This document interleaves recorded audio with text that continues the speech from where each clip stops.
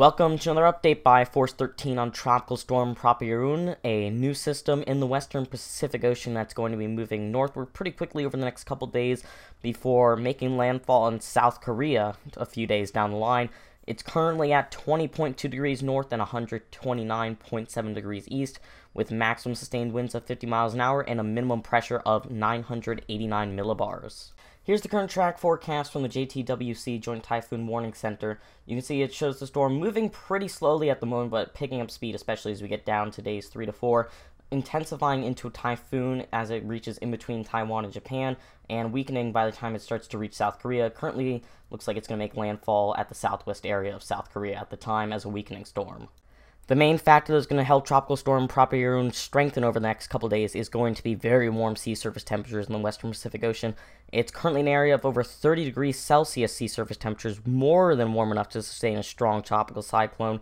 These waters are going to be cooling off as it continues to move northwards towards Japan and South Korea, but that won't really be too much of a problem for the storm until it reaches around the Ryukyu Islands and southwestern Japan in latitude, where the storm will start to encounter colder waters and start to weaken due to it.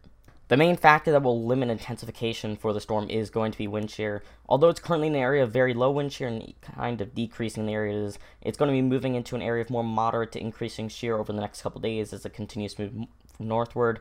Even though sea surface temperatures, like I showed earlier, will be plenty strong for development and intensification, wind shear will definitely hold the storm back as it continues to move northwards, and eventually really rip the storm apart as it continues to increase as it nears the jet stream. Here's a look at some of the satellite's imagery of Prapiroon. It is currently not really moving at all, pretty much stalled out, as you can see, based off of the location of the storm on the satellite imagery. It's also pretty disorganized right now, as it's still a pretty weak system, but it is expected to look better defined as we move on into the next couple of days, and that's where we can see some intensification occur and see the storm look better on satellite imagery. Lastly, let's take a look at some of the computer model forecast for Tropical Storm Prapiroon. You can see this is the HWRF model. It intensifies the storm into actually a major hurricane. This is probably the strongest model run out of all the models. It does significantly weaken it though as it approaches South Korea in the last day or so, back into a minimal typhoon or even a strong tropical storm.